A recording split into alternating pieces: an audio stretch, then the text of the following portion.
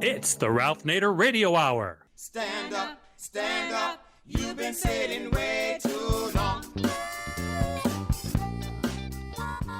Welcome to the Ralph Nader Radio Hour. My name is Steve Scrovan, along with my co-host David Feldman. Hello there, David. It's great to be here. And we have the man of the hour, Ralph Nader. Very exciting show, Ralph, huh? For sure, everyone and everybody. Thank you. Yes. In the first half of the program, our old friend Andrew Kimbrell, the founder and director of the Center for Food Safety, will join us.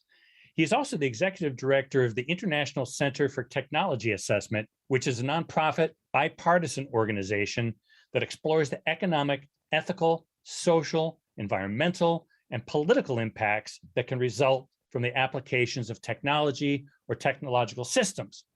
And Mr. Kimbrell has been on this program a number of times, regular listeners know, mainly talking about the ethics and politics behind GMOs, genetically modified foods. The last time Mr. Kimbrell joined us was over a year ago, when he raised the possibility that the COVID-19 virus may have accidentally escaped from a lab in Wuhan. At the time, in the midst of the first pandemic wave, it seemed a bit far-fetched, but now more and more scientists are raising that possibility, including the former head of the CDC, Robert Redfield. So we'll get an update on all of that from Mr. Kimbrell. We'll talk about his documentary, A Dangerous Idea, Eugenics, Genetics, and the American Dream. Eugenics, of course, is this idea that our character and abilities are completely determined by our genes and is therefore an excuse for some racial groups to claim superiority over others. And I think we know which one of those groups has historically had a habit of claiming superiority. I don't want to say which racial group that tends to be, but it rhymes with the words might and right. So believe it or not, eugenics is making a comeback in these days of proto-fascism. So we'll play the trailer to that film, and Andrew Kimbrell will fill us in on how bad genetic science leads and has led to social Darwinian public policy, including mass sterilizations in this country that inspired the Third Reich and a new wave of mass sterilizations during the Nixon presidency. We also have an update on the situation of Stephen Donzinger, who, when we had him on the show a few months ago, was still under house arrest for having the temerity to take on Chevron on behalf of the indigenous people of Ecuador for polluting the Amazon rainforest. He now faces real jail time after being convicted of withholding evidence. We will get an update on his story from one of his attorneys and someone we have also interviewed before, the legendary Martin Garbus. And as always, somewhere in the middle, we'll check in with our corporate crime reporter, Russell Mokhiber. But first, in the age of Trumpism and anti-immigration, the idea of eugenics is rising again like a vampire. David? Andrew Kimbrell is an internationally recognized public interest attorney, public speaker, and author, a leading proponent of regenerative forms of agriculture and organic policies. He is the executive director of the International Center for Technology Assessment. He is also the executive producer, co-writer, and he is featured in the documentary, A Dangerous Idea, Eugenics, Genetics, and the American Dream.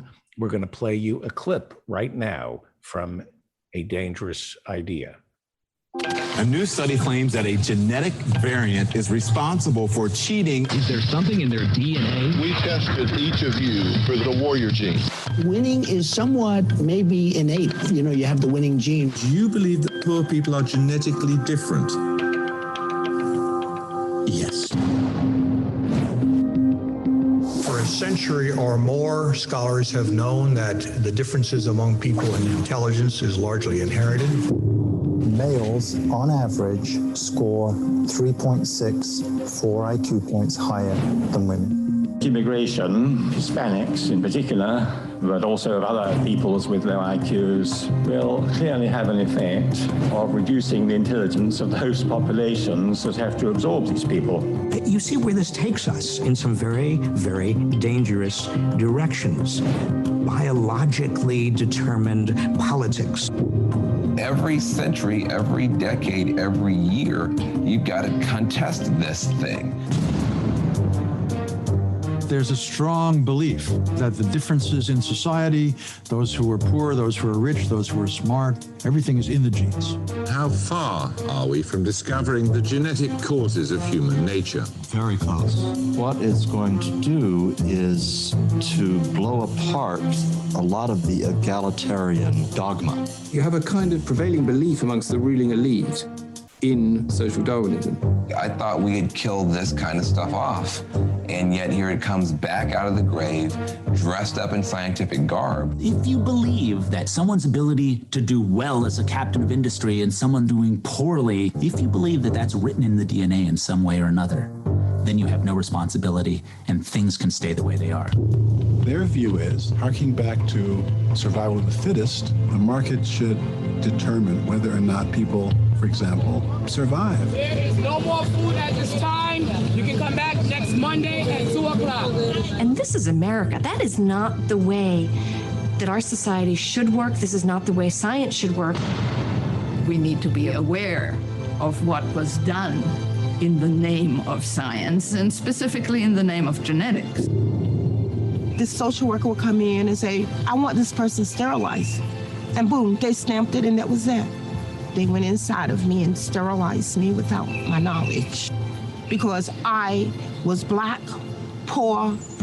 We're back to blood as a determination of character. We've learned nothing from the Holocaust, nothing from Darfur, nothing from the emergent capacity of evil that people do to each other on the grounds of someone being different from them by birth. So that person is not only talking biological nonsense, he's talking dangerous biological nonsense.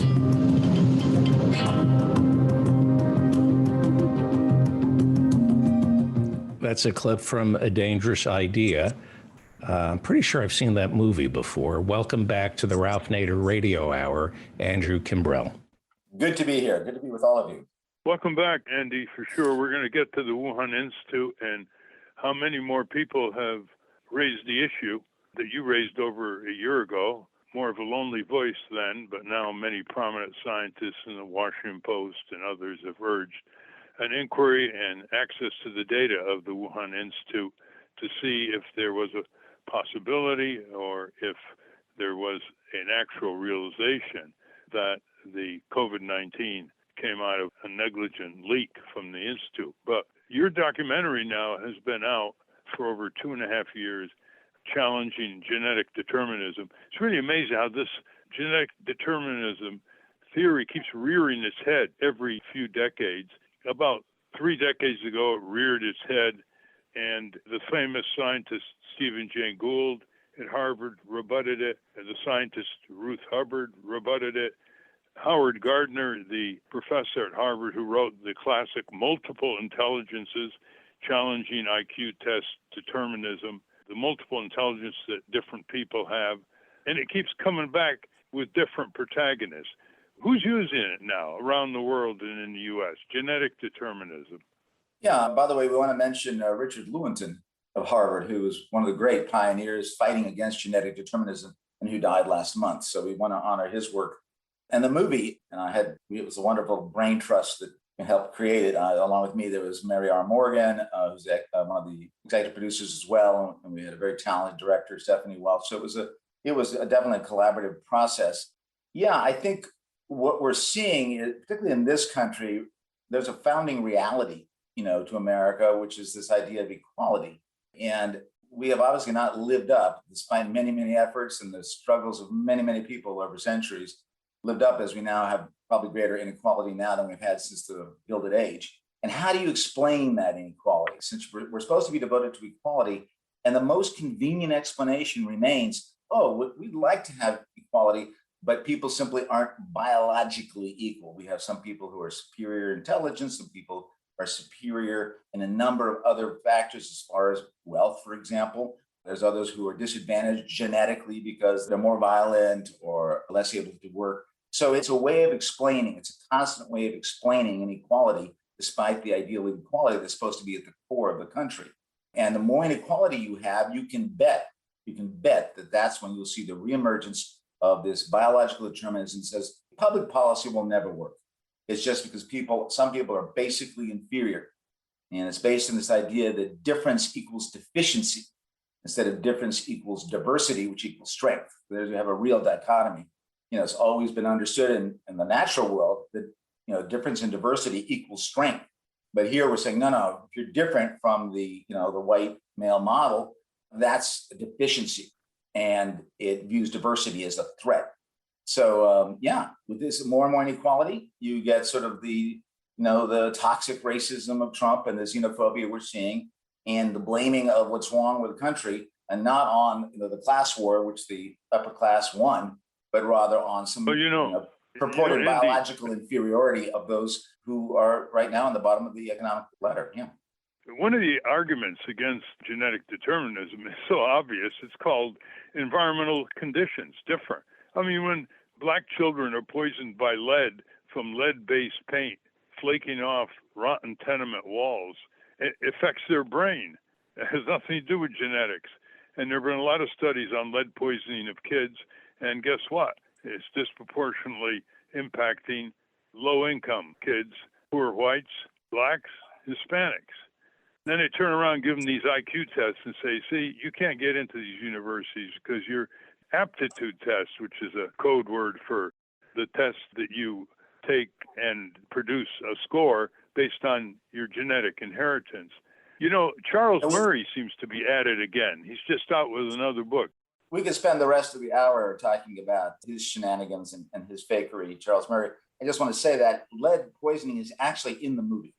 We cover a case in Milwaukee of a young man, a black young boy, actually, who has such severe lead poisoning that he has to be hospitalized and chelated and then suffers brain damage. And when his mother sued the lead paint companies, they came back with a genetic defense. They said, well, your family is so genetically inferior as to its intelligence that it didn't make any difference anyway that he was brain damaged by our paint. And sadly, the jury actually agreed, and they lost that case. So it shows how powerful, and they're using that genetic defense, the lead paint companies, all around the country. So this isn't simply Charles Murray. No, this is actually being used by industry quite often to try and avoid liability by trying to paint particularly blacks and people from the lower income areas as genetically inferior. It's being used as a weapon in our legal system. So we have that. You can see that in the movie. By the way, the movie's available on Amazon Prime, Hulu, iTunes. So yeah, that's there as well. And then there's an interesting, important point in the movie, and we really spent a lot of time on this, which is that people aren't really up to speed on what's happening in the science of genetics. People may remember the Human Genome Project, right? We spent $3 billion to find the 100,000 or more genes that make up the human genome, and then we're going to find them associated with all sorts of complex human traits. But what really happened is we found that we had less than 20,000 so-called genes, DNA that codes for protein. And that made us equal to those species like worms, flies, and mice actually share almost all of our genes, so-called genes, the DNA. And of course, corn has about twice as many genes as we do. Wheat has about 5 times as many as we do. So we found out that it is impossible to assume and scientifically establish that DNA, the amount of DNA you have, the kind of DNA you have, has anything to do with complex human traits, since simpler organisms like wheat or corn have infinitely more than we do. So, but this was not highly publicized. And it really completely debunks the whole DNA gene theory. Whatever biological elements there are, hereditary elements there are, we don't know what they are, and they are certainly not in our DNA, and they're certainly not in anything called genes. So we do spend a good deal of time, and again, with many wonderful experts like Ruth Hubbard and Richard Lewontin and Augustus Fuentes and Ignacio Chapela, many other marvelous scientists completely debunking this theory, because we didn't just want to say this theory is politically abhorrent, morally abhorrent. We want to say it is scientifically completely unjustified. There is no science that says that genes determine any complex human behavior traits at all, and actually not even our physical traits, which are products of infinitely more complex parts of a zillion different elements in our cells than just DNA. So it's sort of the DNA mystique we blow apart in the movie. And I think it's important that people really integrate that, because that myth is still out there strongly. Well, for people who want to know more, Andy, the documentary is called The Dangerous Idea, Eugenics, Genetics, and the American Dream. And you can get it at adangerousidea.film.com. Let's move into the Wuhan Institute. Since you raised the possibility, you weren't saying it was a certainty, that a negligent leak from the Wuhan Institute, whose research in this area in part is financed by the National Institutes of Health, which is the U.S. government agency. The World Health Organization head has called for a more thorough investigation. He sent his scientists out there months ago, and they weren't allowed access to the files and the data in the Wuhan Institute. The Washington Post has repeatedly called for a thorough investigation, and so many prominent scientists have called. I've lost count since you first made that point. So could you bring us up to date? Yeah, from the very beginning, it was clear that the lab leak theory was very rational and very, very possible. Only 3 laboratories in the entire world were doing so-called gain of function, which I call gain of threat or gain of fatality research on these coronaviruses. That means taking already dangerous coronaviruses like SARS and adding various elements to those viruses that make them more infectious, more transmissible, and more fatal. Only 3 laboratories. One was in Galveston, Texas, other was in Chapel Hill, North Carolina, and the other was in Wuhan. And so, it would take about a nanosecond or a picosecond to say, you know what? This could easily have come from this Wuhan Institute of Virology or its close neighbor there, the Wuhan Center for Disease Control and Prevention, both working with coronaviruses, both doing this gain of fatality, gain of threat research, funded in part by the NIH, right? The NIH was saying, hey, we're giving you money through a group called the EcoHealth Alliance, and its director, Peter Daszak, who worked closely with Dr. Shi Zhengyi and also Roger Barrick in North Carolina on this kind of research, funding it through the EcoHealth Alliance. It was very obvious that this was a very, very likely scenario because, this bat virus get into Wuhan, a city of 11 million people, 1,000 miles from any bat, and during a time when bats were hibernating. But because of, Trump's toxic racism and xenophobia, and because of a disinformation campaign led by Peter Daszak and those others who were funded this research, it was called a conspiracy theory. And there was a lot of groupthink, especially in progressive media, your CNN, your New York Times. They all went along with this, saying it was a right-wing conspiracy theory. And after I appeared on your show and did a few interviews, Corporate Crime Reporter, et cetera, I was accused of being pro-Trump, et cetera, even though we probably have sued Trump more than any other organization, or at least as much any organization I know of. But now, fortunately, with Biden as president, we're seeing a real big change. And I really want your listeners, I just wanted to quickly give your listeners some really good resources that I really recommend. A really major change happened in early May when Nicholas Wade, the former science editor of the New York Times, wrote a piece for the Bulletin of Atomic Scientists, the May 5th edition, on the origins of COVID. It is excellent. It is a truly excellent, and of course he was he has a lot of prestige in the science community, and so that made a huge difference. I also want to recommend the Vanity Fair exploration, and they're using some really great information from the U.S. group, Your Right to Know, YRTK, and an international group of internet sleuths who have the acronym DRASTIC, DRASTIC. It's an amazing piece. June 3rd, Vanity Fair. It will tell you all about the disinformation campaign, all about what Jonathan Latham calls the pandemic virus industrial complex inside our government and in various corporations that purposely hid this. It's really important to understand this politically. We'll see how this works out because Joe Biden has asked for the end of this month some opinion from the government, intelligence agencies, National Security Council, et cetera, on the origin of it. So that's a really great piece. And then even the current science writer, Carl Zimmer, co-authored a piece on June 20th in the Sunday New York Times, again saying this is a really, really probable or possible hypothesis. So we've come a long way, as you mentioned, dozens and dozens of major scientists and some really courageous ones who came out earlier, like Dr. Richard Ebright of Rutgers. They've come out now. And so we now know that it's, somewhere in the range of possible, probable, and for some scientists near certainty that this is where it came from. We're speaking with Andy Kimbrell, who is the executive director of the International Center for Technology Assessment, which currently houses the Council for Responsible Genetics. Andy, here's the key question. China denies vigorously that the COVID-19 virus came from the Wuhan labs, but they're not opening up the books, so to speak. Now, apart from the political implications, it is important to know whether it came from the meat market in Wuhan or bat caves, or it came from a genetically engineered source. It's important to know because it's a different kind of virus if it comes from a genetically engineered source. And of course, if one leak occurred, we could get other leaks there or in other labs around the world. There have been leaks of biological warfare materials not far from Washington in U.S. Army labs that have been documented, a series by the Associated Press a number of years ago.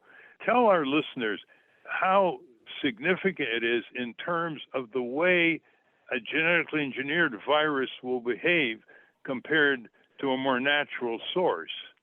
Well, through genetic engineering, and this is fairly recent. I mean, going back to 2004, 2005, 2006, we've known about the genetic engineering of bacteria. We've known about the genetic engineering of plants. We've known about the attempts of genetic engineering of humans, but sort of hidden was the amazing advances in the genetic engineering using reverse genetics on RNA viruses, but all these new technologies, including synthetic virology and synthetic biology, in just recent years have given a capability of creating viruses from scratch and altering viruses in a seamless way, so you can't tell afterwards. And what they do is through these labs, they pre-adapt this virus to human infectivity. You don't need to go through a host animal. You don't have the bat to infect another animal that's closer to a human, then have the humans infected by that animal or animals, which is a zoonotic. It's called the natural zoonotic way of transforming viruses. You don't need to do that. You can pre-adapt it by testing, by genetic engineering, and also using animal experimentation to pre-adapt that virus to be more infectious, more transmissible, and more fatal. And that's what they're doing in these labs. And the part I want to underline, I guess when you're speaking, there's no way for me to put this in bold, underline, and italicized, but the important thing isn't to get the final word on this, because there's been a fantastically effective cover-up by the Chinese for a long time. And this is revealed in a new report by the House Foreign Affairs. It was a committee that was released a week ago. And I recommend everyone read that. Josh Rogan has done great work in the Washington Post talking about that. Very important to read about that. But the important thing I really want to, again, underline, bold, and italicize this is it doesn't make any difference. We finally get what happened. That can deflect us from the critical work we need to do to ban this type of gain of function, gain of fatality, gain of threat research. It was banned by Obama in 2014 and then allowed under the Trump administration. Your lawsuit against the National Institutes of Health, because you filed a lawsuit, which is trying to get the information on the so-called gain of function, which you call gain of fatality research. That's where scientific curiosity goes off the scales, trying to manipulate viruses to make them even more deadly in order, presumably, to find out more about how they would behave and unlock some of the secrets to counteract it. And you think it should be banned, and you filed a lawsuit against the National Institutes of Health. Tell us about that. Yeah, so once the ban was lifted in 2017, they began to approve again some of these hair-raisingly dangerous experiments, including the experiments that took bird flu, which is not easily transmissible, made it transmissible like COVID is through the air. And bird flu has a 60% fatality, 60% fatality in humans. So if it had been that which had escaped instead of the SARS-2, COVID, 60% fatality. That's the kind of risk we're talking about. So whatever benefit, and I think there are virtually none, but whatever benefit they might complain can't possibly balance those risks. So it's really important that we ban this research. We litigated against the NIH because not only are they continuing to fund, because Dr. Fauci and Dr. Collins, NIH, Fauci, obviously NIAID, they continue to fund this research, support it, and they are approving these experiments in secret, right? There's a great editorial by Mark Lipsitch and Tom Inglesby, Lipsitch being the well-known epidemiologist at Harvard and Inglesby at Johns Hopkins, in the Washington Post saying, we can't have this. We cannot have secret funding of this most dangerous research imaginable, the most dangerous GMOs imaginable, though viruses are not technically organisms, but they're biological entities. How can we do this? We shouldn't be doing this in secret. So we FOIA'd the government and said, we want to know all these experiments you're funding because you're doing it in secret, and the public needs to know. We need a vibrant public debate on this. NIH turned us down. They said, we're not making it public. So we've sued them. FOIA suit saying, we want all this information. You can't keep it secret anymore. So we're litigating, and we will keep litigating until we find out. And I believe that, and I'm convinced, because I've seen several of the other experiments that we have had access to, that they're being approved illegally. They don't comport with NEPA. They don't comport with many of our other laws. And so we need to make sure that Anthony Fauci was asked about this recently by a reporter. He denied direct funding of Wuhan Institute on gain of function. He said they funded something else in the coronavirus area. Can you explain what he meant by that? Well, it was a nice piece of evasion. So what happens is the NIH provided the funding, but that funding was to this EcoHealth Alliance run by Peter Daszak. And then Daszak used the subgrants of that NIH and actually NIAID money to fund the Wuhan Institute for Virology to do, and we have the contracts, anybody can Google them up, they're public information, to do this gain of fatality research on SARS and other coronaviruses. So technically he was right, because he did not directly fund it, but he indirectly funded, knowingly funded it through the EcoHealth Alliance and Peter Daszak. How much was involved in dollars? What we've been able to trace is about $657,000 from the EcoHealth Alliance to this research, and about $559,000 in change from the USAID to the WIV, Wuhan Institute for Virology, for this research. So over $1 million. The reason why I asked was China is now a pretty wealthy country in its ability to fund research and development, for sure. What's it doing getting over a little over $1 million from the U.S. taxpayer and NIH? There must be more to it than just money. There must be scientific exchanges, visits of U.S. scientists there, research being done there that wouldn't be allowed here or would be likely to be disclosed under our Freedom of Information Act. Before we get to Steve and David, could you just comment briefly on what I just said? Well, yes, yes, and yes. Yeah, during the 2014 moratorium, it was useful to outsource these gain of fatality experiments to the WIV.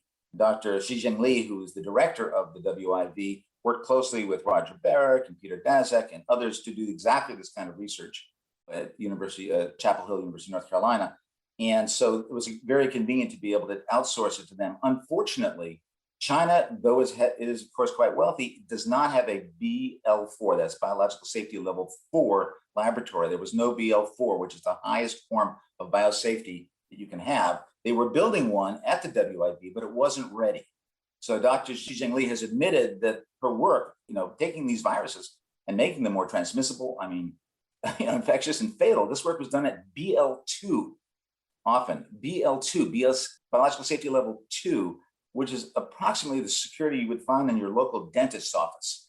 The State Department various State Department officials visited China, and in 2018 sent a cable, which is in the public domain, you can look it up, saying we're very, very concerned about this research being done with improper training, improper biosafety rules. So this was known that this was happening. So they outsourced it because it couldn't be done here, and they could hide it. It was sort of being, laundered through the EcoHealth Alliance.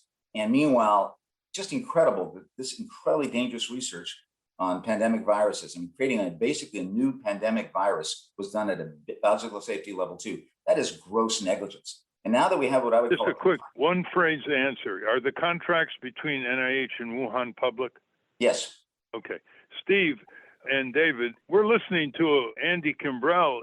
He's a successful litigator. He's won cases against Monsanto and other giant companies in federal court and Supreme Court once. And what do you want to ask him? I want to push back here just for the sake of argument. It's my understanding that the Wuhan lab leak theory is based entirely on circumstantial evidence. Is that correct? No, it's based primarily in circumstantial evidence, but it's also based in scientific evidence. I talked about Nicholas Wade's article. It's important to the changes that we see from SARS, the original SARS, 2002, 2003, to what we now know as SARS-2. Right, but there's that would be, I'm sorry to interrupt. I have very little time to ask this question. There's no evidence regarding COVID-19 that it leaked. It's just, it could have leaked. So is that fair to say? Yeah, well, we think there's a preponderance of the evidence that it did leak. And but that is enough. Based on your knowledge, you have immense knowledge about gain of function and the possibilities of a lab leak, but there's nothing you can point to specifically other than the potential of a lab leak. Is that fair to say? most civil trials, as you know, we don't often have a smoking gun. So we have to go by the preponderance of the evidence. And the preponderance of the evidence here is for a lab leak because they have not found a host animal. There's not a single, not even Peter Daszak or people who, ridicule the lab leak, a few left. They have not come up with a single host animal. They don't even have a hypothesis of how it went from bats into humans. So they don't have an opposite hypothesis. And the point I want to make again is that even if it's possible or probable that it was a lab leak, and we have 4 million counting who are dead, isn't that enough to at least have a moratorium on this research until we understand more of its threats? Isn't that enough to at least ban it until we have international regulations? We have no biosafety rules that have legal standing in this country, right? Okay, so this is more about, it sounds to me like this is more about banning gain of function research than it is about finding out where COVID came from.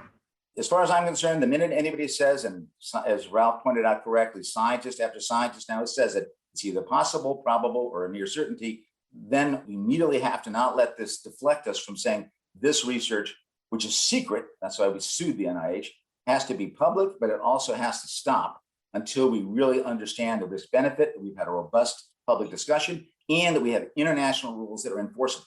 We do not have biosafety rules in this country that have the force of law. Let me repeat that. We have no biosafety rules in this country that have the force of law, and yet we're funding this research. That's inexcusable. And I guess the point I'm making, and then I'll be quiet, is there's a lot of dirt in the eyes of the American people when it comes to the Wuhan Lab leak theory, because on one side, we have responsible people like you and Ralph who want to ban gain of function research. And that's I agree with you on that. However, that may not be the cause of COVID-19. And people have separate agendas that they bring to the Wuhan lab leak theory, because you're now on the same side of the authoritarian right that wants to go to war with China by any means, for any reason necessary, and to offer up some excuse for Donald Trump crapping the bed on COVID. If it's a Wuhan lab that leaked this into the world, then it exonerates the Republican Party and Donald Trump and gives us an excuse to go to war. So we all have an agenda we're pushing, and it just, with all, again, you're a brilliant man. Oh, you made your point. You made your point. I think we didn't sue China, by the way. We sued the NIH for continuing to fund this research in a secret way to hide it from the American people.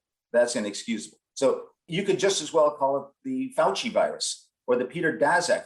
Don't go after Chinese, go after EcoHealth Alliance. Their headquarters are in New York City. Tell Fauci and Dr. Collins that this is unacceptable. This was as much a NIH, USAID funded research as anything to do with China. Has China behaved well? No. They covered up. Has the WHO behaved well? No. They covered up. The virology community covered up. But believe me, this is not, they outsourced it to China because it was illegal here. So this, you can't escape the absolute focus of the NIH and NIAID in this possible and I think probable leak. So there's no excuse for xenophobia. There's no excuse for anti-Chinese violence. That's terrible. It's repulsive. That shouldn't keep us from the truth about what happened here. And by the way, as I said, we've sued Donald Trump dozens and dozens and dozens of times, often successfully, I'm happy to say. But even a blind squirrel gets an acorn occasionally. I supported Donald Trump on TPP. I think TPP, Trans-Pacific Partnership, was one of the greatest dangers to our democracy. Now, Trump is a greater danger, but that was the right. We shouldn't have this knee-jerk reaction that everything the Trump administration did was wrong, and therefore we have to support the opposite. Otherwise, you would support the TPP. And I know Ralph doesn't. I don't know how you feel about the Trans-Pacific Partnership. I thought it was an enormous danger to our economy and to our democracy. So you can't have this knee-jerk thing, oh, well, Trump is for it, so we have to hide it. We can't talk about it. It's very important that we begin the difficult but important process of banning this research until we have international regulations, until we've had a robust public discussion about the benefits and the risks, which threaten every one of us every minute of any day. Because we don't know what, as Ralph pointed out, leaks are happening all the time. So this is a clear and present danger every day, every hour that we all face. And I think it's finally getting the exposure it needs. And hopefully we can get the House Foreign Affairs Committee has just recommended a ban. Hopefully Congress get its act together. If not, we'll continue our litigation to try and make sure that whatever they do approve is public and comports with federal law. On that note, we're out of time. We've been talking with Andrew Kimbrell, who is the executive director of the International Center for Technology Assessment, has brought many lawsuits against corporations like Monsanto with considerable success. And his documentary, which has been out for 2.5 years, but it's an evergreen. It's called A Dangerous Idea, Eugenics, Genetics, and the American Dream. You can access it by going to adangerousideafilm.com. Thank you very much, Andy. Thank you, Ralph. Always great to hear your voice. Thank you, guys. We've been speaking with the director of the Center for Food Safety, Andrew Kimbrell. We will link to his work at ralphnaderradiohour.com. Let's take a short break. When we return, we're going to get an update on the fate of corporate prisoner Stephen Donzinger. But first, let's check in with our corporate crime reporter, Russell Mokhiber. From the National Press Building in Washington, D.C., this is your Corporate Crime Reporter Morning Minute for Friday, August 13, 2021. I'm Russell Mokhiber. Geometric Energy Corporation, a Canadian startup that provides technology services, is making space advertising possible with the help of Elon Musk's SpaceX. CEO Samuel Reed told Business Insider magazine that the company is in the process of building a satellite called CubeSat. One side of the satellite will have a pixelated display screen where the advertisements, logos, and art will appear. The company plans to load the CubeSat onto a SpaceX Falcon 9 rocket, which will take it into orbit and release it before the rocket reaches the moon.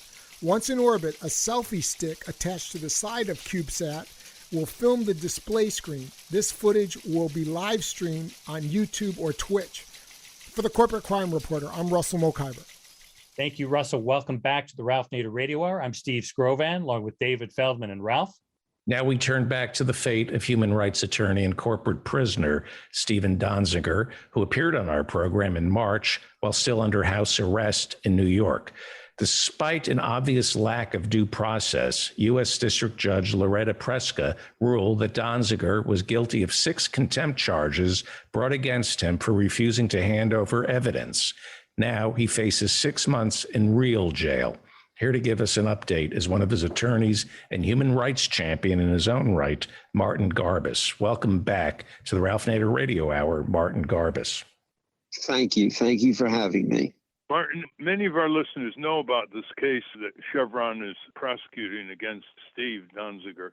But can you just summarize this case, starting in the oil spill in indigenous lands in Ecuador and the Western Amazon, just to bring it up to date, and then we'll focus on the latest contempt charge by one of the judges. Chevron had a drastic oil spill in Ecuador, and Steve Donziger went down to Ecuador, spent about 10 years, ultimately gets the judgment against Chevron. He's dragged to New York to enforce the judgment by Chevron, and ultimately they appear before Judge Lewis Kaplan. And Kaplan, rather than enforce the judgment, he disallows the judgment, and he lists a series of things that Donziger has done, which in Kaplan's eyes means that Donziger should be punished. At one point, Kaplan asked Donziger to turn over his files, his IBM, his computer files. And the computer files have all of the private, privileged, confidential information between Steve and his clients and Steve and his lawyers. Steve refuses to do it, claiming that it's all privileged material and Chevron is not entitled to see whatever conversations or emails Steve exchanged with his lawyers or his clients. Kaplan orders him to do it. Steve refuses. Kaplan then asks the U.S. attorney to prosecute Berman. Berman refuses to prosecute. Kaplan then, and we have to get into some detail, Kaplan then has an option, a requirement basically, to go to the wheel and get another judge because he can't do the criminal work having just done the civil work. Kaplan ignores the wheel. And Kaplan goes to Judge Preska, a member of the Federalist Society, a society substantially funded by Chevron. And then a lawyer is appointed. The lawyer who was appointed is a former Chevron lawyer. And that law firm, Seward and Kissel, is seeking to get Chevron's business. So when they meet with the government, they say, okay, we'll take the case at 50% of our normal fee, and we will then prosecute. Now, the claims that we make, and Judge Prescott admits, by the way, in her decision, that there has never been a case like this in the United States, where you have had a criminal case where the prosecutor is from the private firm that Donzinger had been fighting with, namely Chevron, and that Seward and Kissel have an extraordinary interest in this case to get more Chevron business. They choose Rita Glavin as the lawyer. Rita Glavin, husband, had worked for Exxon. Rita worked for Chevron while she was at Seward and Kissel. And Seward and Kissel sends out pronouncements about their now representing Chevron. So for them, it's a windfall. The case is paid for basically by Chevron. In other words, Kaplan is aware that Berman has just said no. And the question then is who's, because he doesn't have funds, allegedly. So Kaplan then gets Chevron involved. Bulk of the cost of the criminal prosecution is picked up by Chevron. Now, Ralph, you and I have been around this area for a long time. What I have told you is incredible and is totally beyond belief that something like this could happen. Yeah, which makes me ask, Martin, why hasn't there been a determined effort, since this is a worldwide recognized case now, with all kinds of Nobel Prize laureates supporting Steve's side of it, why hasn't the judge been asked to recuse himself on the basis of demonstrated and relentless bias against Donziger? We have made that motion 5 times before Prescott, and we have lost. You're asking the larger question, and that's hopefully one of the reasons you and I are talking, to get some kind of awareness of this. She wrote a 245-page opinion when she convicted Donziger. And you will find in that decision this entire discussion that we had. We also asked, there's a requirement that anybody who prosecutes a case for the U.S. Attorney's Office should be obligated to tell the U.S. Attorney's Office what's going on, should be obligated to seek guidance so that they don't get excessive, and should be obligated to take orders from the U.S. Attorney's Office because it's allegedly a U.S. Attorney prosecution.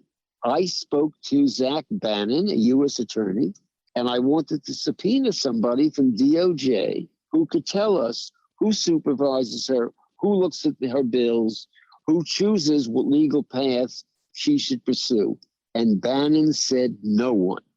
So she's a totally free-floating attorney.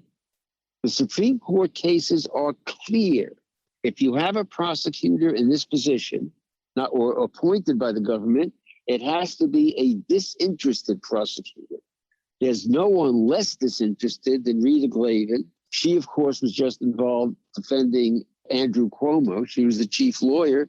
There's an article in today's Washington Post, which basically vilifies her. And her previous experience was she was involved in the prosecution of Ted Stevens, the senator from Alaska. And because of her conduct, the conviction at the trial was reversed. And she was castigated for withholding information. She's done the same thing here. We have tried to get into the background of her support. There's one other element that becomes very relevant in this. Berman is fired by Trump and Barr. He's the U.S. attorney in the Southern District. Berman is fired because he refuses to prosecute Trump's enemies, and he refuses to defend Trump's friends. Also involved is Giuliani, but his law firm, Bracewell, was one of the chief lobbyists for the oil industry. So the relationship between Trump, Barr, and Giuliani and the prosecution of Donziger is something we have tried to get into, and Prescott has refused. So it's an extraordinary case. I mean, forget about it. It's a cross between Kafka, Gilbert, and Sullivan, except that the damage is horrendous. Martin, people may want to know more about who's supporting Steve.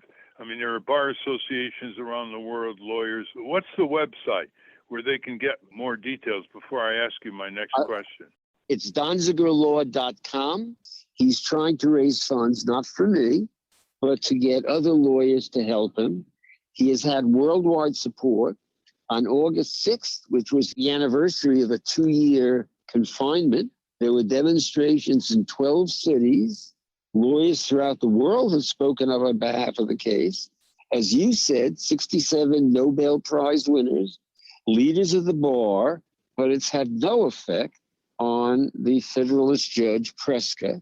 Or I might add, Chevron, which is the protagonist here, not wanting to be held accountable for Texaco's massive destruction of indigenous lands with huge oil spills, a mess and disease and injury and contaminated food sources.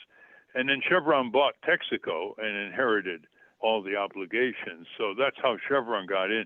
But it gets even more anomalous. Why hasn't the mass media, especially the New York Times, Washington Post, Wall Street Journal, written this up? The New York Times has not reported on this case for about 7 years. And I'm not saying there's a connection here, but listen to this revealed fact by Chris Hedges. The New York Times, which has other businesses now, they're in the cruise business, the tourist business, they have an advertising agency where Chevron is one of its major clients. Yes, and the lawyer who represents the New York Times happens to be from the law firm that represents Chevron. So if you look at the entire picture, the lack of reporting, the lack of attention, Steve has been remarkably successful in getting attention throughout the world. The Jerusalem Post runs articles. The Guardian follows the case rigorously. And as I said, he's built up a worldwide body of support. It's absolutely clear that the lesson of this, as far as Chevron is concerned, is you get a judgment against us and you're going to pay.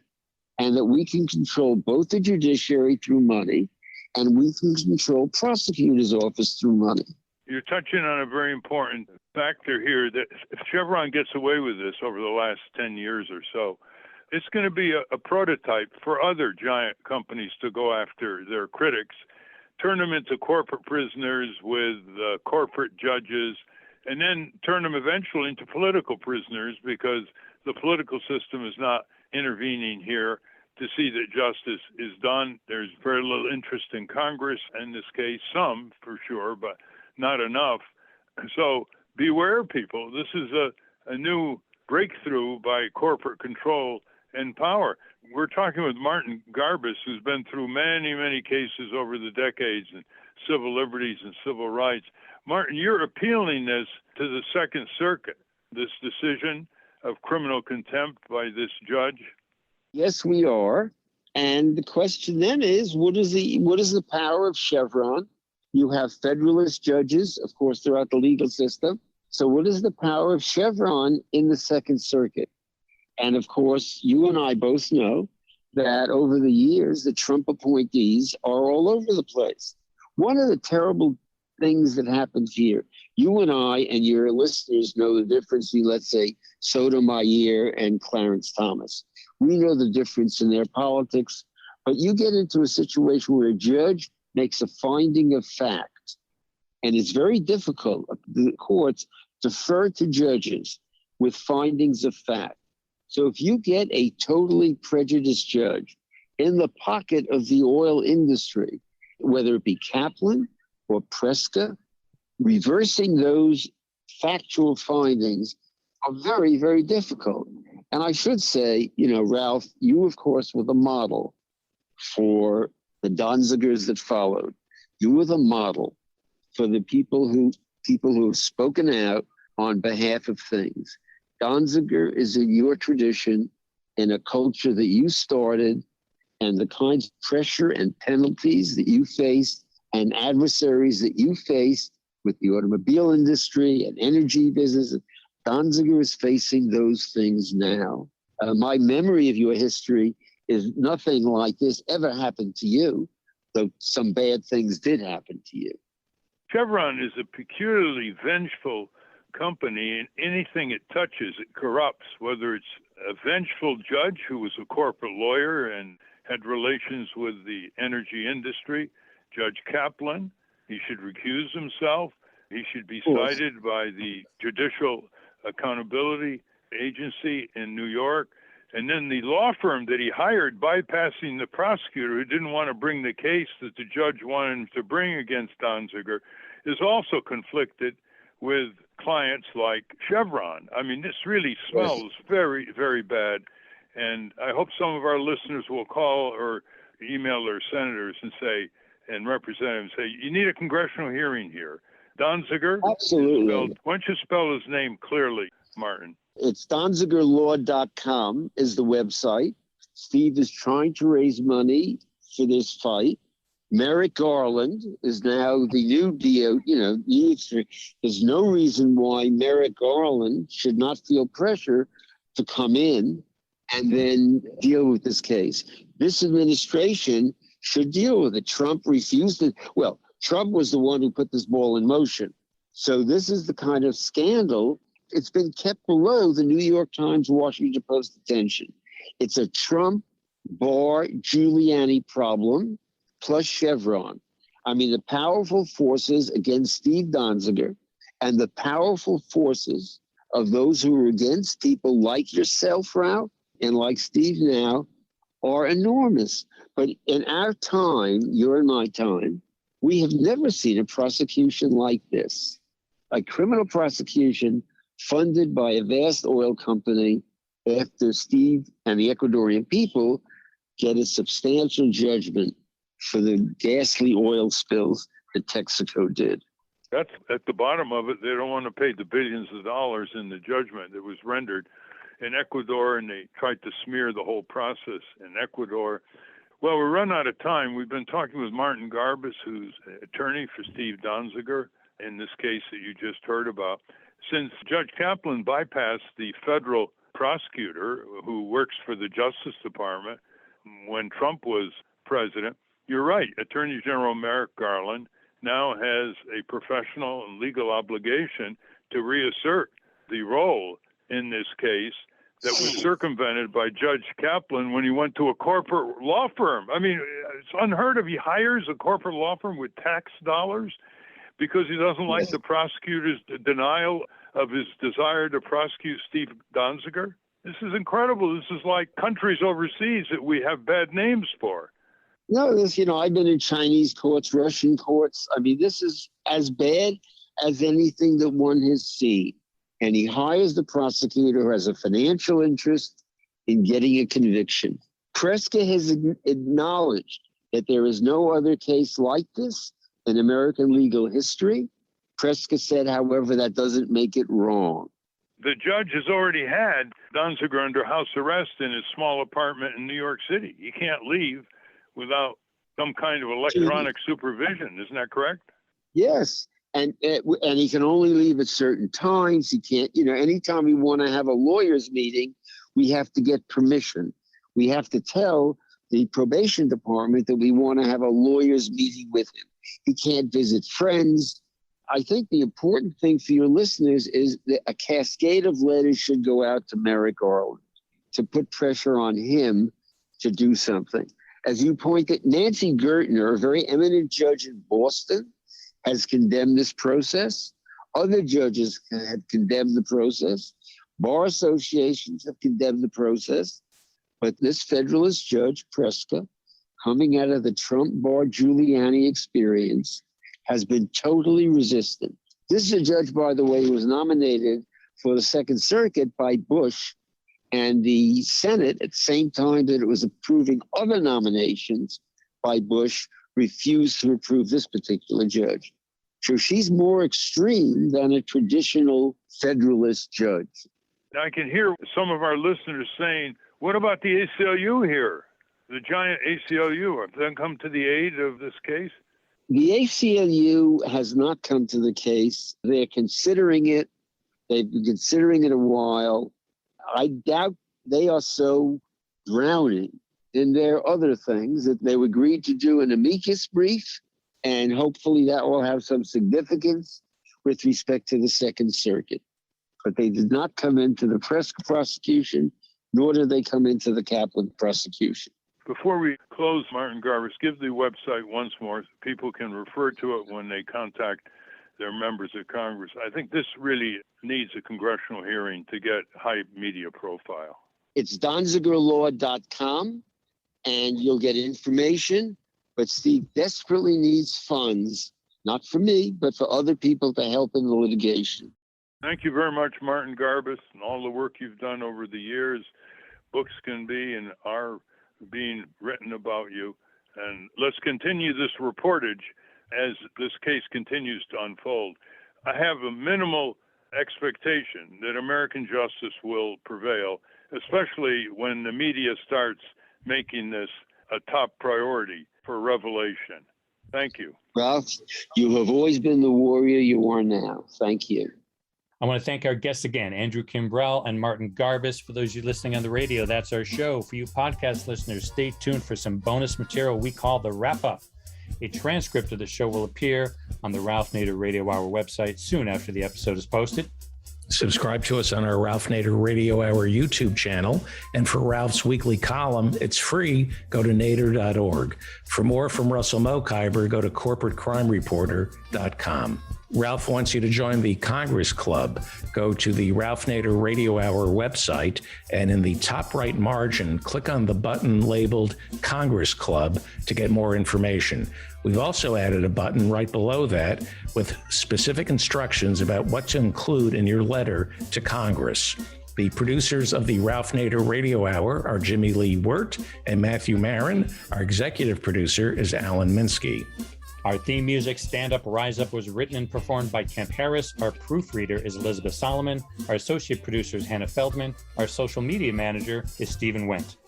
Join us next week on the Ralph Nader Radio Hour. Thank you, Ralph.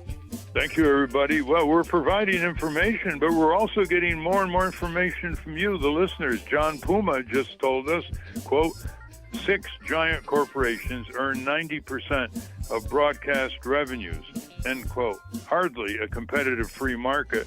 Not to mention they're using our public property, the public airways, for free. No free market allows that kind of escape. Hi, this is Jimmy Lee Wirt, producer of the Ralph Nader Radio Hour, and welcome to the Wrap-Up. First, Ralph continues his conversation with Andrew Kimbrell about GMOs. Our audience is pretty up to date on the opposition by Monsanto and other companies against labeling. You know, they're so proud of genetically engineered foods that they've blocked in Congress and state legislatures, and even an initiative that you spearheaded in California, any attempt to tell the customers that it's GMO or genetically modified food. You know, if they're so proud of it, why don't they label it? And I'm saying our audience is pretty up on all this, but there's one area I want you to talk about. Because if GMO food spreads, it spreads with patent monopolies over seeds. And these patent monopoly over seeds are used to take over control of farmers all over the world who use natural seeds and who are subjected to this browbeating and all kinds of manipulative leverage. Tell our audience what happened in India and how GMO foods means agribusiness giants controlling our farmers. Yeah, we have, by the way, I have to refer quickly back to the GMO labeling. There is a law that's going to be coming into effect that we are currently in litigation against the USDA promulgated labeling laws. Well, remember that there is mandatory labeling of GMOs. Congress had to pass an act in order to try and delay, well, actually rescind the Vermont initiative that provided for labeling in the state. Once you have 2 or 3 states that were going to label, Congress had to act. So however, the regulations that USDA came up with have so many loopholes that it's not meaningful labeling. So we're in the middle of litigation right now against the USDA saying, no, mandatory labeling has to be meaningful, and it's got to be on package labeling, and it's got to use not some, they want to use the words BE, the letters BE, bioengineered. No one knows what that means. It's to say genetically engineered or GMO, and they're allowing the use of QR codes instead of on package labeling. So we're right in the middle of that litigation to ensure our right to know. And the reason they don't want our right to know is because GMO foods offer no advantages to the public, zero. No lower cost, no more nutrition, nothing. All they offer is more exposure to toxic herbicides in your food. Other countries are ahead of us, right? There are a lot of countries and wherever require GMO.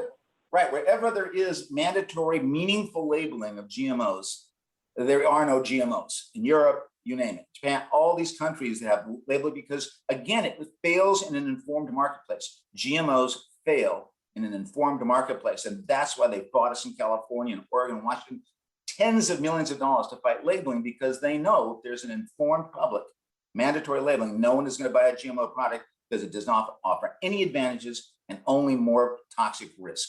That's why they fight it so much. So they've actually had a product that is doomed to failure in an informed marketplace.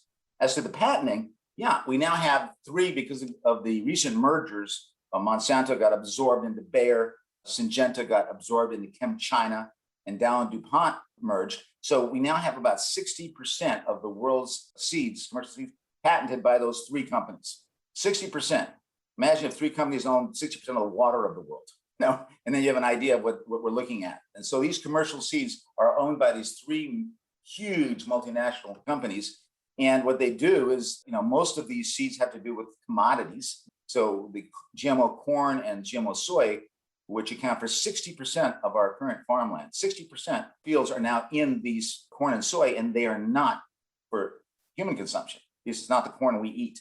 They go into fuels, and they go into animal factories and into high fructose corn syrup or soy lecithin. So we have the majority of our agriculture is not for food. It's agribusiness for commodities. And what we're doing is going around with these patented seeds. What these companies are going around the world and making sure that they, usually sometimes through corruption, sometimes through buying out, sometimes through using academia and scientists, they're trying to convert the rest of the world to our agriculture, which again is 60% GMO corn and soy, not for human consumption. So that would lead to infinitely more starvation around the world. If that was actually adopted, which is what they're trying to do in Africa with the help of Gates and others, they're trying to do in Asia, they're trying to do in India, our wonderful friend Vandana Shiva and others are fighting that, but trying to convert the rest of the world to a commodity agribusiness model versus an agricultural model, which is based in nutrition, which is based in providing foods and nutrition. That's a huge and not much discussed battle that's going on in the entire world. They want a commodity agriculture, which feeds their bottom line. We want a nutrition agriculture that actually feeds the people of the world. And we should not judge our agriculture by yield per acre of commodities. We should judge it by how much nutrition per acre is going out to the people. This is a huge battle, and patents, as you suggest, well, are right in the middle of it because they've patented these GMO and other seeds that are commodity seeds. And that's the kind of purveying attempt to convert the world into this disastrous and catastrophic form. And it's not just disastrous for our health, it's disastrous for the health of our soils, rivers, because it's based in massive uses of herbicides, which you and I know are really misnamed. They're really biocides. In India, there were 1 million farmers once came out protesting, challenging the parliament, which is under influence of these agribusiness firms in New Delhi. What's the situation now in India? Well, India, under Modi, we're seeing more and more attempts to, again, they had the first green revolution, which was a disaster as far as use of pesticides and destruction of farm communities and farmers. And they're seeing now the second wave based in GMOs and patented seeds, where again, we're seeing massive farmer suicides in India. Suicide in this country, right? Farmers have the highest rate of suicide of any profession in the United States. We've destroyed our farm communities. We've lost, 10 million farmers since during my lifetime. In the recent census, there was not even a spot to say you're a farmer. You had to sort of add that in because so few people. The average age of a farmer in this country is 58 years old.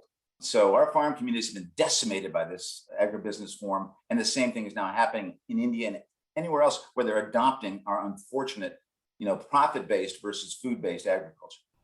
And now Steve has a question for Martin Garbus. Steve, do you have a question for Martin Garbus before we conclude? Yes, I do. I don't know, Martin, if you're aware. It's a story I'm aware of from the film world. I'm acquainted with the director, Joe Berlinger, who directed the movie Crude, yes, which is the 2009 documentary about this Ecuadorian Amazon rainforest polluting. Yes. And Chevron pulled the same thing. They sued him for his hard drives because they wanted all of his footage. And he tells horror stories about the hundreds of thousands of dollars he had to raise to fight off this lawsuit. And luckily, the rock musician Sting was involved, and he apparently helped finance the defense for that. And I think they were able to fend that off and get the movie out back in 2009. But that seems like the Chevron playbook. Yes, Berlinger, but ultimately, Berlinger was required to turn over confidential documents. He was required to turn over some of the video recordings that he had made to Donzinger. You had substantial First Amendment issues there. And by and large, again, Chevron won. And yes, Sting came in and other people have come in, but Chevron has consistently won since the case went into the Southern District. And we all know the law. We know, you know, Judge Jack Weinstein or Judge Berman, any other judge would have tossed this case in a minute.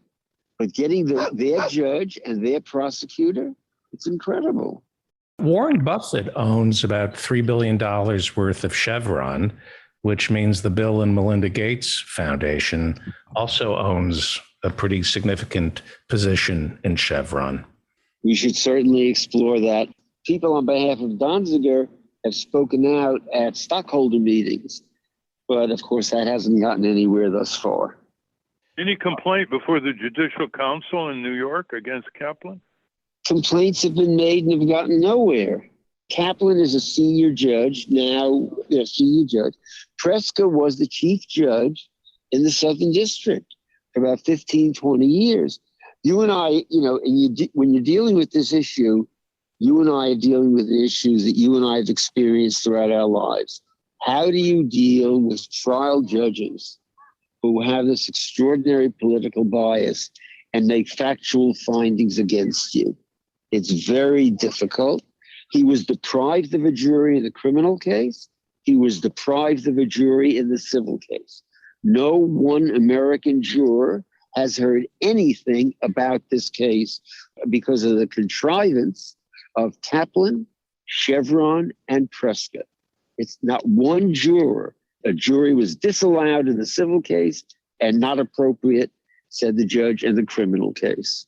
There goes the Sixth and Seventh Amendments. Well, usually the way you deal with it is you appeal and you get it overturned on appeal, but the Second Circuit seems to be protecting these people. A good many of the judges on that circuit are Bush and Trump appointees, of course. Yes. They've turned down, we've made applications to get him out of house arrest. The whole idea that Steve with a wife and a family and a kid is going to skip out or is a safety risk is such nonsense. At the same time, then, of course, you had all the Trump guys, whether it be Flynn or whomever, running around. And this recent fellow, our great ambassador to the Ukraine, the Trump guy was just indicted, he's out running around. He doesn't have a nickel. This man, I think it's Barack, has, he's out on $250 million bond. To him, that's nickels and dimes. That guy can skip out in a minute. And Steve doesn't have a nickel. He ain't skipping anywhere. He's been fighting this for years. He's not leaving his wife and child in New York and his reputation. So this whole contrived thing, when the house arrest is he'll skip out, is nonsense. But the Second Circuit has refused to let him out. This is a merger of the corporate state. He is a corporate prisoner and a political prisoner. Yes. And finally, Ralph answers more of your listener questions. Okay, let's do some listener questions. David, why don't you start us off? This one is from Michael M. Dear Ralph Nader, thank you for all of the work you and your co-hosts do to produce a superb educational podcast. While I appreciated the discussion on college debt in your recent show, as a longtime educator in a public school in New Jersey, I believe there was a missing element to the show's treatment of the topic, but it is a crucial one if anyone hopes to understand the full scope of the matter. In short, many families want to pay these exorbitant, utterly unjustified tuition rates because it confers status. It's not the education that they want, quite frankly. It's the prestige linked to having their child attend, say, Stanford University. In recent years, I've seen an emerging trend among high school students, even freshmen and sophomores, something I never witnessed long ago when I started my career, the wearing or showcasing of T-shirts hooded sweatshirts, and other college-related paraphernalia. The message is clear. Colleges and universities have become a brand. If asked, most students cannot tell you why they want a higher education or what academic subject they are passionate about. The thrill comes from the competition to get into the coveted school, the ability to proclaim that they are part of the privileged few who have secured their place in a presumably reputable university. And make no mistake, they're willing to pay any price for it, even if it means mortgaging their futures. I can't tell you how much this distresses me, but until people change, or at least question this toxic ideology, they will be trapped in what amounts to commodity fetishism. I would love to hear your thoughts on this. Thank you for your time, Michael.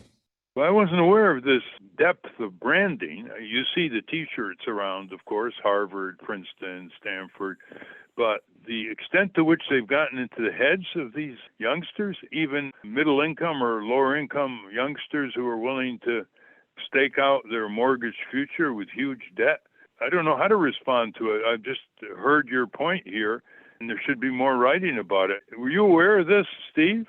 Well, now that he mentions it, it does confer status. And I think the universities, and another way to recruit people, they have their merchandising, they have their stores, their gift shops, and part of their pitch is in part a way to get their name out there. Sometimes it's obviously through sports, especially basketball and football, but I think merchandising is a whole nother way to lure people into coming to your university. But increasingly in these so-called top-rated schools, you don't go into much debt because they give you grants. Princeton, for example, you don't graduate from Princeton anymore, I understand, with debt because their endowments are so huge. So it's all, shall we say, evasion of the issue, which is educational access, educational commitment, educational achievement. So thanks very much for this, Michael. This next one is on a similar topic of student loan, referring to the student debt show, from Glenn Lingle. It says, Mr. Nader, like the show, but you left out that many parents are also paying on their kids' student loans. This is why the greedy want to take our Social Security if you can't pay. Also, they just got notice that federal loan servicer is bowing out as of September. Also, your complaint that there's not organizing, see debtcollective.org. Apparently, there is an organization that is organizing on this topic. And he concludes by saying, neolibs keep bitching that we aren't competing against China, yet don't want to invest. We need free schools. Keep up the good fight. Glenn Lingle. Well, what you say speaks for itself. My only addition here is we've got a very good person in charge of the student loan administration in the Department of Health and Human Services. We've had him on the program. He's written a muckraking book about the financial industry, and his name is Richard Cordray. So keep an eye on him. He's trying to turn it around, and he's got a breakthrough in Congress because a lot of Democrats and Republicans are hooked into the student loan business in the wrong way. All right, very good. David, do the next one from Sudia. This next one comes from Sudia Paloma. It's about the hernia clinic Shouldice. Dear Ralph, we listen to your radio hour on KPFA every week and also have seen you in person and voted for you for president. We love you. My husband just recently discovered he has a hernia and he is in pain. He remembers your talk about the Canadian clinic and the different approach. We are wondering if you know of any clinic here that has adopted this approach. We live in Berkeley, California, and I think we would be willing to go to Canada, but it's a long drive and we don't want to fly if we can avoid it. Too much fossil fuels. I'm writing to you for some advice and wisdom. Looking forward to hearing from you. I prepare teachers and also do environmental institutes and work with indigenous communities in Oaxaca, Mexico, infusing culture and environmental issues into the development of literacy. Stay well. And as I tell my students, don't kiss any strangers. Fondly, Sudia Paloma. Sudia, thank you. You're speaking of the Shouldice method, which is tissue repair instead of putting polyethylene bundle of stuff in your stomach. And it is the gold standard in the world. And it comes out of the Shouldice Hospital right outside Toronto, Ontario. There are a few doctors who were trained by that hospital who use the Shouldice method, which has a far lower recurrence rate or infection rate, and is much safer. And one doctor who does these operations is Dr. Samir Sobayi, S-B-A-Y-I, and he practices at Stony Brook Medicine, which is at the State University of New York in Stony Brook, Long Island. And I'm sure he probably knows some of his colleagues around the country, there are not many of them, who use the Schuldeis method instead of putting a mesh in people's bodies pursuant to a hernia operation. And I vaguely recall that one of these doctors practices in Nevada. The number for Stony Brook Medicine is 631-689-8333. 631-689-8333. So if you contact Dr. Sabayi, he'll be able to refer you. Thank you. And that's a wrap. Join us next week on the Ralph Nader Radio Hour when we talk about how to level the economic playing field with the co-director of the Institute of Self-Reliance, Stacy Mitchell. Until next time. Stand up, you've been sitting way too long.